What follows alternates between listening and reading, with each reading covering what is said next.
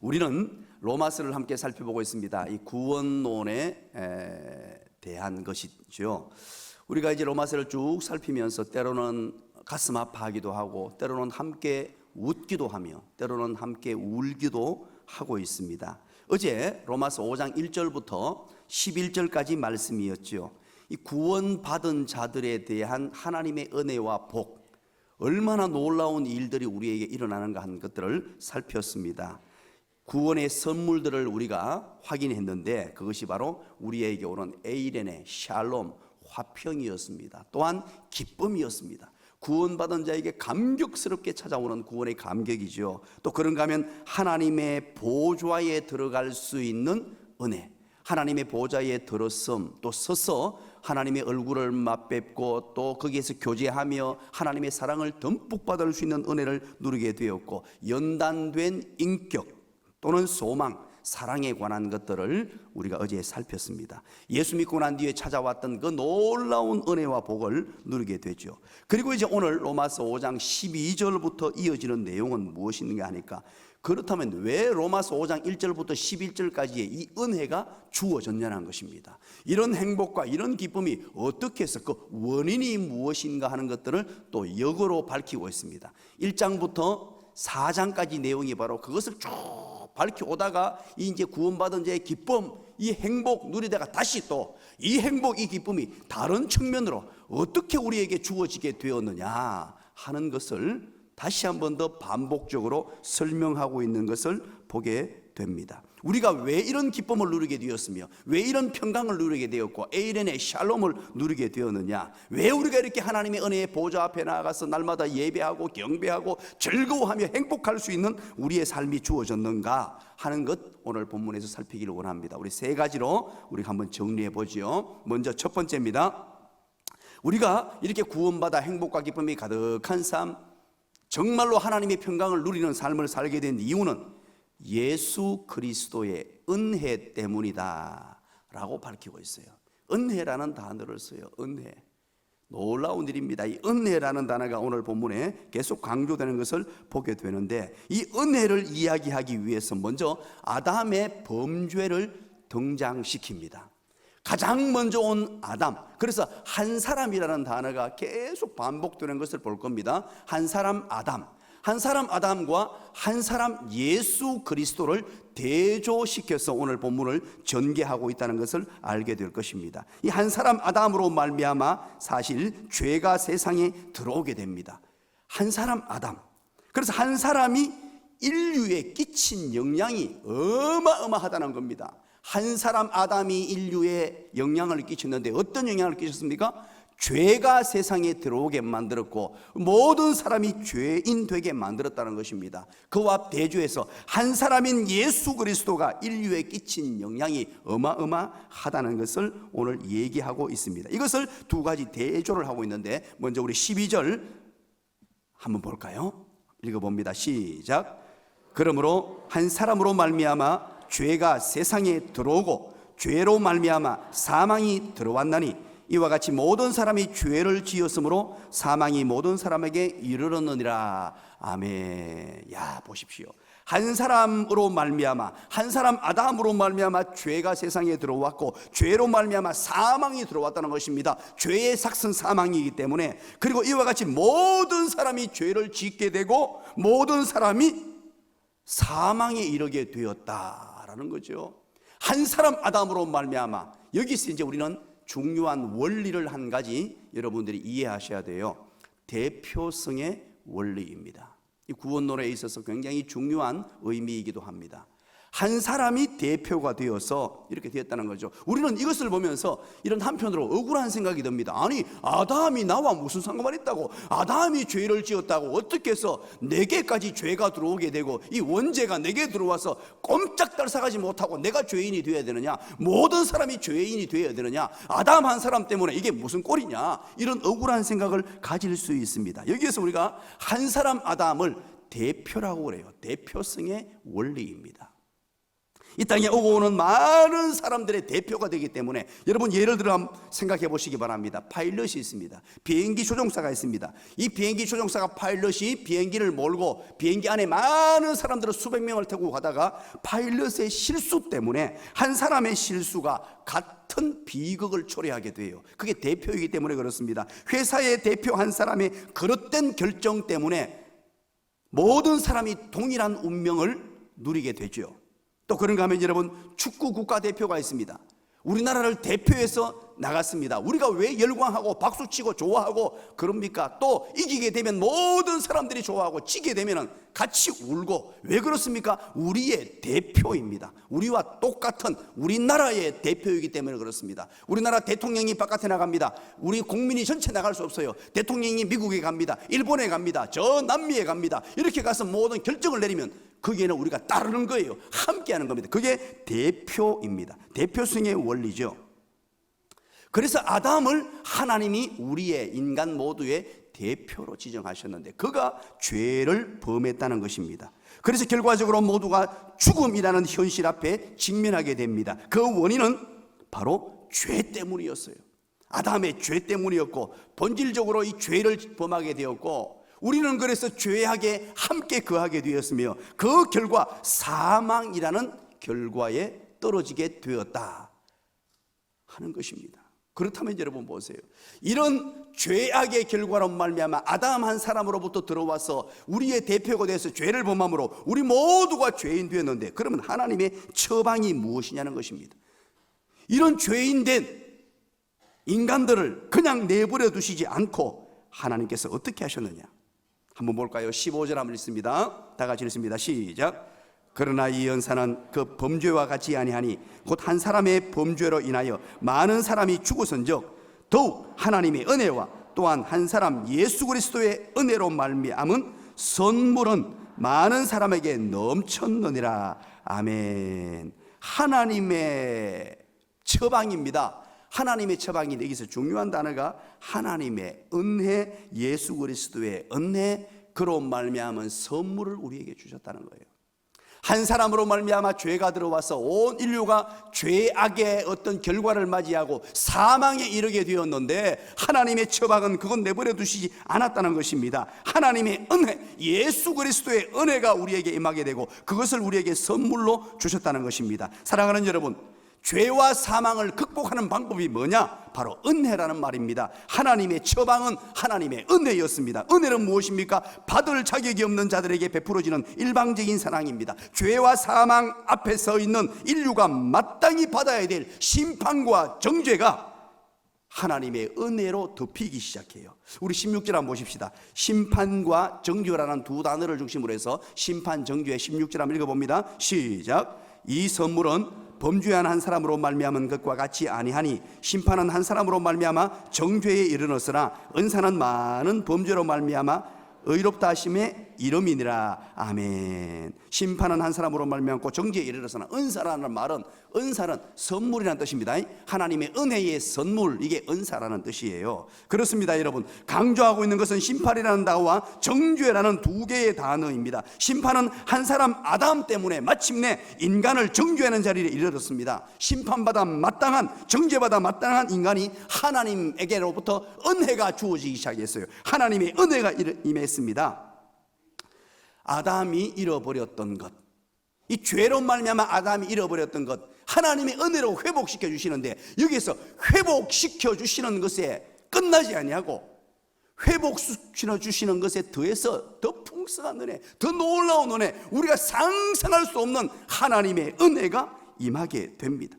죄를 사함받고 아담이 잃어버렸던 것을 회복하고 그 이후에 아담이 누렸던 것보다 더 놀라운 은혜, 상상할 수 없는 은혜가 주어지게 돼요. 사망 대신에 주어진 것, 그게 뭡니까? 17절에 여러분, 사망 대신에 주어진 것에 의의 선물이라고 합니다. 시간이 없어서 다 읽지는 못하겠습니다. 17절에 중요한 단어 의의 선물에 동그라미를 쳐주세요. 하나님이 죄를 대신해서, 우리 죄인들을 대신해서 의의 선물로 주셨고, 18절에는 뭐라고요? 사망에 이르는 사람에게 생명이라는 단어에 동그라미를 쳐주세요. 하나님의 생명을 주셨고, 19절에 여러분, 심판에 이르게 된 사람에게 영원한 생명, 영생이란 말은 영원한 생명입니다. 17절에는 우리가 죄악으로 말미암아서 허덕이는 저희들에게 하나님의 의를 선물로 주셨고, 사망으로 떨어져야 할 우리가 18절에 생명을 우리에게 주셨고, 21절에 심판받아 마땅한 우리들에게 영생, 즉 영원한 생명을 주셨다고 말합니다. 세 가지 놀라운 선물, 하나님의 은혜로 주어진 것이 바로 의로움이요 생명이요 영원한 생명을 우리에게 주셨다는 것입니다.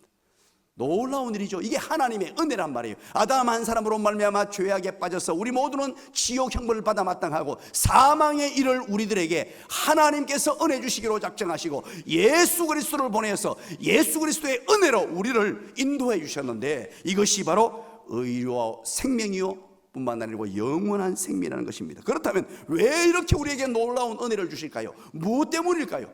무엇 때문에 죄악에 빠져 허덕이고 지옥 형벌받아 마땅한 우리에게 이런 놀라운 은혜와 복을 우리에게 주셨을까요? 여러분 한번 물어보세요. 하나님 무엇 때문입니까? 무엇 때문에 나 같은 사람을 이렇게 사랑해 주시고 무엇 때문에 나를 이렇게 구원해 주셨습니까? 여러분 한번 물어보시기 바랍니다. 자, 시작. 물어보세요. 시작. 무엇 때문에 나를 이렇게 구원해 주셨나요? 시작.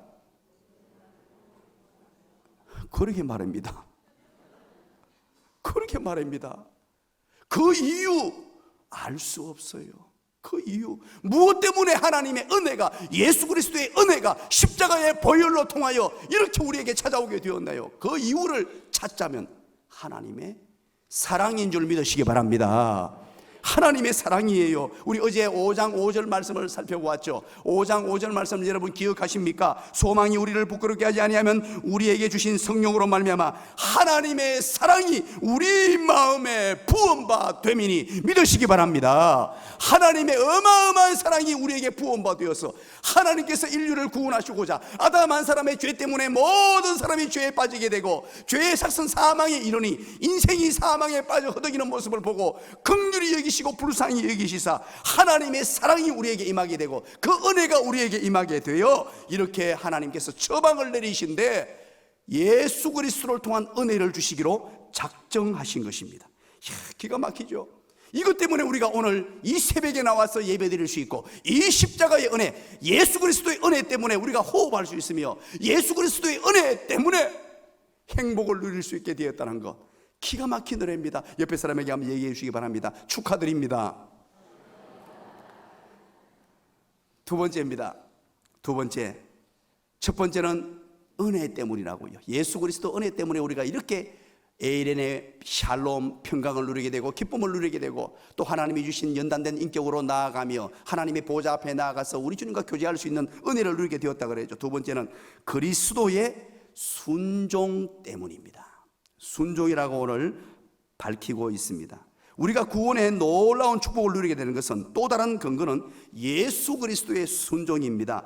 바울 사도는 오늘 본문을 통해 우리를 구원하시기 위해서 예수 그리스도께서 어떤 순종을 하시는가를 밝히고 있습니다. 그래서 오늘 19절에는 예수님의 순종의 위대함과 아담의 불순종을 비교하고 있는데요, 19절 우리 다시 한번 읽어봅니다.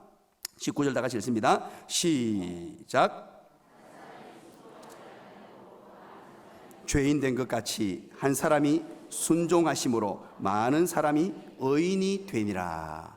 아멘. 이 순종이라는 중요한 단어, 성경에서 너무너무 중요한 단어를 오늘 사용하고 있습니다.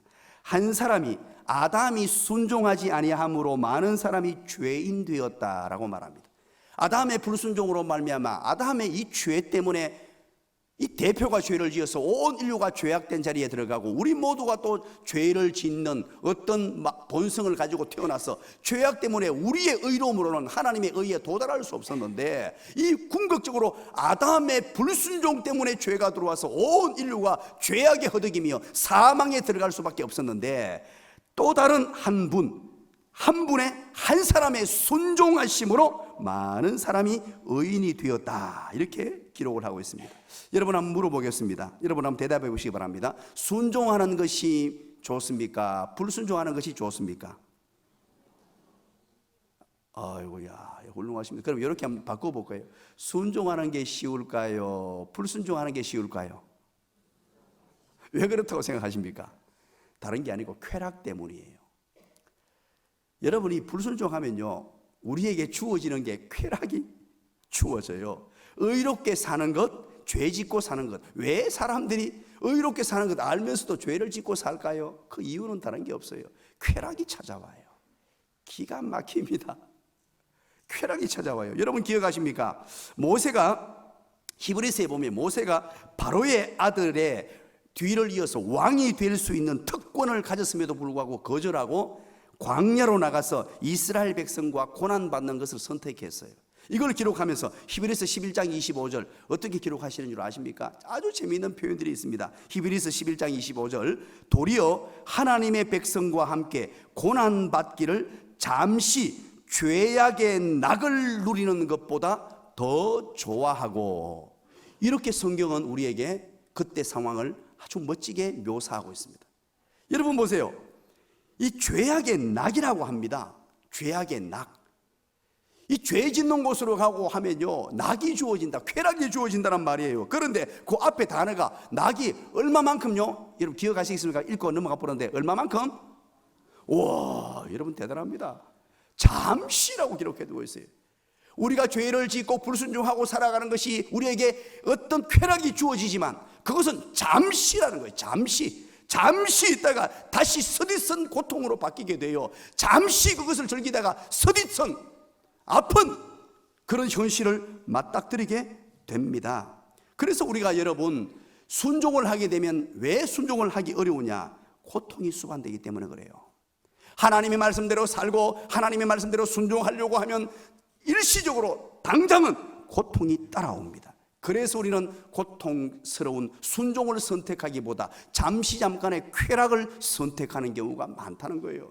그러나 우리 예수님께서는 순종의 모습을 보여주셨어요. 그의 삶 전체가 바로 순종이었습니다. 순종의 최고의 절정이 무엇이냐? 바로 십자가였습니다. 십자가에 자기 자신을 내어드렸습니다. 하나님의 말씀에, 하나님의 뜻에 절대적으로 순종함으로 예수님께서도 인간의 모습으로 인성을 타고나셨기 때문에 순종하는 것이 쉬운 것이 아니었습니다. 너무너무 어려웠습니다. 그래서 땀방울이 핏방울이 되기까지 자기 자신을 져서 복종시켰습니다. 하나님의 뜻에 자신을 맞추려고 순종하기 위하여 그렇게 애썼습니다. 히브리서 5장 8절 여러분 기억하십니까? 그가 아들이면서도, 히브리서 5장 8절, 그가 아들이면서도 받으신 고난으로 순종함을 배워서라고 기록합니다. 우리 예수님께서는 순종하기 위하여 하나님의 아들이심에도 불구하고 하나님이심에도 불구하고 순종의 자리에 가기 위하여 그 고난의 과정을 통하여 순종을 배웠다고 합니다. 기가 막힌 표현 아닙니까? 순종을 배워가면서 순종을 연습하면서 순종하고자 애셨던 우리 주님 때문에, 우리 주님이 그 십자가의 고난을 당하시며까지 순종을 선택하셨기 때문에 그 주님의 순종이 우리에게 구원이 오게 된 것인 줄 믿으시기 바랍니다. 바로 한 사람의 불순종으로 말미암아 죄가 들어왔고 한 사람 예수 그리스도의 순종으로 말미암아 이 땅에 행복이 들어오며 십자가의 능력이 순종으로 말미암아 찾아왔고 기쁨과 즐거움이 가득한 인생을 우리를 만들어줬다는 거예요. 그래서 우리 순종이 얼마나 중요한지 모릅니다. 예수님의 생애는 한평생 순종을 연습하는 생애여서 순종을 실천하는 모습이었다는 것 여러분 기억하십니까? 아버지 하나님의 뜻에 순종하기 위하여 하나님 되신 그분께서 이 땅에 내려오셨어요. 순종하셨습니다. 인간이 되셨습니다. 순종하셨습니다. 여인의 몸으로 왔습니다. 순종하셨습니다. 이 땅에서 수많은 고난과 고통을 당하셨습니다. 그럼에도 순종하셨어요. 말구 위에 태어난 것까지도 순종하셨습니다. 그리고 이 땅을 살아가면서 막바지 최고의 순종, 자기 자신을 십자가에 내어주어 목숨까지 아끼지 아니하고 드리는 순종 때문에 인류를 구원하셨고 이 순종 때문에 십자가의 능력이 저와 여러분에게 찾아오게 된 것입니다. 기가 막힌 은혜 아닙니까? 우리는 그래서 하나님을 믿으며 신앙생활할 때 이 순종을 가벼이 여기지 마십시오. 시대적 흐름이나 어떤 문화, 시대적 철학을 따라 이 포스트 모던 시대의 절대적인 것을 인정하지 않는 이 시대에 자꾸만 순종이 사라져버리는 이 시대에 우리는 주님 따라가면서 한 사람 예수 그리스도의 순종 때문에 우리가 여기에 이르렀다는 사실을 알고 어떻게 하면 하나님의 말씀에 순종하는 자로 세워질까? 하나님 말씀이 떨어지면 목사도 아멘하고 장로님들도 아멘하시고 우리 집사님들도 아멘하시고 어린이들도 아멘하시고 영화부도 아멘하시고 아멘하시고 아멘하시고 순종하는 거예요. 이게 그리스도 공동체 안에서 이루어질 것이에요. 세상에처럼 여당 야당이 나누어서 싸우죠. 어떤 사람은 이런 사람이 있습니다. 교회에도 뭐 야당이 있어야 발전하지, 천만에 만만의 콩떡입니다. 성경에 그런 것이 어디 있어요? 여러분, 성경에 반하는 것, 야당은 뭡니까? 여러분 아세요? 야당이 따라서 합니다. 사탄이다. 따라서 하세요. 사탄이다. 교회에 무슨 야당이 있어요? 어디서 그런 시답지 않은 생각들을 가지고 있는 사람이 있는지 모르겠어요. 세속적 가치관이 교회 안에 들어와서 교회를 분란시키고 분열시키고 문제를 만들어요. 어떻게 그런 게 있어요? 목사도 순종하고 장로님들도 순종하시고 우리 권사님들도 집사님들도 하나님 말씀에 순종하는 거예요. 그래서 하나님 말씀대로 온 교회가 하나 되어 성령의 하나 되게 하심을 따라 나아가는 곳, 그게 교회인 거예요. 여러분, 세속적인 가치관, 어떤 세상의 흐름, 어떤 포스트 모던 사상들 다 지워버리세요. 그것 때문에 문제가 얼마나 심각한지 몰라요. 요즘에 순종의 절정은 십자가였습니다. 그래서 예수님께서 우리에게 은혜 주시고자 하셨기 때문에 구원을 받게 되었고, 또 두 번째는 그분이 순종 때문에 우리는 구원의 행복을 누리게 되었습니다. 마지막 한 가지입니다. 바로 그리스도의 통치를 우리는 지금 이 순간도 계속해서 받게 되므로, 그리스도의 통치를 받게 되므로 구원이 유지된다는 사실을 여러분 기억하셔야 돼요. 이거 매우 중요한 것입니다. 우리는 신앙생활 하다가 간혹 이런 위기를 느낍니다. 내가 구원받았나? 옛날에 구원받은 거 확실한데 나는 옛날에 구원받아가 할렐루야 할렐루야 놀렐루야 그러고 막 열심히 했는데 요즘 열심히 더 떨어지고 죄악된 나의 모습을 보니까, 아니 하나님이 내가 구원받은 사람 맞습니까? 이거 혹시 내가 구원에서 떨어진 거 아이가? 내가 이래가지고 무슨 구원받노? 어떤 분은 간혹 저에게 이런 질문을 던집니다. 목사님, 내가 이거 옛날에 구원받은 것 같은데 내가 이래 살아가 구원받은 거 맞습니까? 이런 표현을 쓰시는 분이 간혹 있습니다. 여러분, 오늘 정확하고도 명확하게 여러분들에게 밝혀드립니다. 따라서 합니다. 한 번 구원은 영원하다. 내가 예수 그리스도의 이 십자가의 보혈로 말미암아, 보혈의 능력이 얼마나 대단한데요, 그거 받았다가 떨어질 수 없어요. 복음의 능력을 여러분 무시하지 마세요. 나에게 찾아온 이 복음의 능력, 십자가의 능력, 이것은요 한 번 찾아와서 나를 자녀 삼아주시면 여러분들이 떨어지고 싶어도 떨어질 수 없는 하나님의 자녀로서 영원히 거하게 됩니다. 한 번 주신 이 영원한 생명, 왜 그런 줄 아십니까? 바로 이 통치, 하나님의 은혜의 통치가 이루어져요. 이제 우리를 구원했습니다. 그 순간부터 하나님의 은혜의 통치가, 예수 그리스도의 은혜의 통치가 나에게 임하게 되고, 하나님의 나라의 큰 개념 여러분 아시죠? 하나님의 통치, 하나님의 다스림, 하나님의 인도하심, 하나님의 보호하심, 하나님의 인도가 우리에게 이루어지고 하나님의 다스림이 나 한 사람에게 이루어지며 하나님의 통치가 이루어집니다. 오늘 본문에서 한 사람이라는 단어와 더불어서 계속해서 반복되는 단어가 있습니다. 왕노릇이라는 단어예요. 왕노릇. 여러분, 오늘 시간에 없어서 한지는 못 읽습니다. 이 왕노릇이라는 단어를 중심으로 한번 쭉 한번 보세요. 이 왕노릇, 누가요? 누가 왕노릇 한다 그럽니까? 여러분 한번 보세요. 옛날에는, 이전에는 나에게 왕이 되었던 것이 죄악이었어요. 죄악이 나를 왕노로 됐고 내 삶의 왕이었고, 또 사망이 나의 왕이었어요. 이전에 예수를 모를 때는, 아담의 죄로 말미암아서 죄악된 삶을 살 때는, 이제는 죄악이 나의 왕이 되었고 사망이 나의 왕이 되어서 하는 것마다, 생각하는 것마다 날마다 죄 짓는 것이요, 날마다 세상의 쾌락이었고 세상의 죄미였고, 그렇게 강력하게 세상의 지배를 받고 살았습니다. 이 사망의 지배를 받고 살았어요. 그런데 이제는 은혜가 왕노릇한다. 우리 21절 한번 볼까요? 다 같이 한번 읽어봅니다. 시작. 이는 죄가 사망 안에서 왕노릇한 것 같이 은혜도 또한 의로 말미암아 왕노릇하여 우리 주 예수 그리스도로 말미암아 영생에 이르게 하려 함이라. 아멘. 이는 죄가 사망 안에서 왕노릇했단 말이에요. 이전에 예수님이 오시기 전에는 내 인생의 왕이 누구였느냐? 내 인생의 왕이 죄가 왕이었다는 거예요. 사망이 왕이었다는 것입니다. 그런 것 같이 은혜도 또한 의로 말미암아 왕노릇하여, 은혜가 왕노릇한다는 거예요. 바로 그리스도의 십자가가 나를 구원해냈습니다. 그리스도의 보혈의 능력이 나를 구원해냈어요. 구원에 이르는 것뿐만 아니고 그 이후에 우리 예수님이 나의 왕이 되셔서 예수 나의 왕이여 부르잖아요. 왕이신 그분, 왕이신 나의 하나님, 왕이 나를 통치하고 나의 구원을 붙들어주며 지금 이 순간에도 나를 통치하시고 다스리시고 인도하시고 보호하시는 줄 믿으시기를 간절히 축원합니다. 그 믿음이 있어야 돼요. 이제 여러분 구원에 흔들흔들거리지 마세요. 때로는 우리는 좌절합니다, 범죄합니다. 구원을 받았음에도 불구하고 아직까지 완전한 구원에 이르지 않았기 때문에, 연약한 인생이기 때문에 때로는 실패합니다. 때로는 내가 예수를 믿어도 이런 생각을 가지고 있나, 이런 죄를 범하나, 그럴 수 있단 말이에요. 그래도 여러분 결코 여러분 나의 구원은 취소되지 않는다는 사실을 믿으시기 바랍니다. 이 은혜의 지배, 은혜의 통치라는 말은 사랑의 지배라는 말과도 같아집니다. 여러분 20절 한번 볼까요? 우리가 이렇게 죄를 범하여도, 20절 다 같이 한번 읽어봅니다. 시작. 율법이 들어온 것은 범죄를 더하게 하려 함이라. 그러나 죄가 더한 곳에 은혜가 더욱 넘쳤나니. 기가 막힌 표현이에요.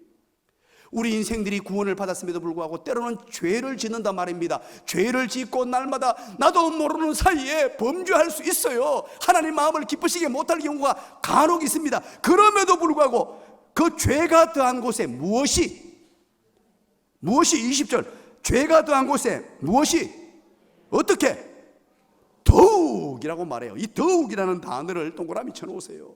은혜는 잘하니까 더욱이라는 단어는요, 이게 헬라어로 밀물처럼 닥치는 홍수, 밀물처럼 들어닥치는 홍수를 말해요.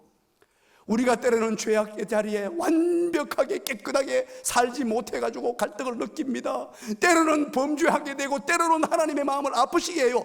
그럴 순간에 우리 하나님께서는 더 안타까운 마음으로 하나님의 은혜가 더욱 홍수가 밀려오듯이 폭포수와 같은 홍수로 하나님의 사랑으로 우리를 안아주시고 품어주시는 줄 믿으시기를 간절히 축원합니다. 이게 바로 하나님의 마음이요, 하나님의 본심이란 말이에요. 그래서 구원에 흔들리지 마십시오. 그렇다고 해서 여러분 죄악이 더한 곳에 하나님의 은혜가 더하니까 나는 그러면 일부러 죄지하지, 혹시 그런 마음 드시는 분 한번 일어나 보시기 바랍니다. 그런 사람이 실제로 있었어요. 그래서 6장 1절 내일 새벽에 내일 오전이네요. 오전에 6장 1절부터 이걸 살펴보려고 그래요. 죄가 더 있는 곳에 은혜가 넘친다고? 그러면 죄지도 되네 하고 죄지자. 그래서 하나님의 통치, 그리스도의 통치는 은혜의 통치일 뿐만 아니고 오늘 본문에 계속 같이 쓰고 있는 게 있어요. 은혜의 통치 앞에 무슨 통치? 의의 통치라고 밝히고 있어요. 기가 막히죠. 하나님의 은혜만 주어지는 것이 아니고 의의 통치, 이 의라는 단어를 계속해서 반복하고 있다는 사실을 여러분 기억하시기 바랍니다. 오늘도 이렇게 새벽에 여러분 많이 나오셨는데 오늘 이 사실을 한번 기억하십시다. 오늘 이 말씀을 기억하시면서 하나님 고맙습니다, 감사합니다, 먼저 감사의 기도를 올려드리기를 원합니다. 우리가 무엇이 간데 이렇게 사랑하셔서 하나님의 사랑을 부음받도록 폭포수, 홍수와 같이 우리에게 사랑을 부어주시고, 우리가 죄악된 본성을 가지고 구원받았음에도 불구하고 흔들리지만 하나님의 사랑이 부음받았다는 거죠. 하나님, 이 시간 우리가 간구할 때 하늘 문을 열어주십시오. 하늘의 은혜를 내려주십시오. 여러분의 가정과 직장과 사업도와 사랑하는 자녀들을 위하여, 내게 구원 주신 하나님의 은혜, 교회를 위하여, 또 여러분들 환자들을 위해서 여러분 기도해 주시고 나라와 민족을 위해서 기도해 주시기 바랍니다. 우리 두 손 높이 들고 주님 찾고 함께 기도하기를 원합니다. 주여!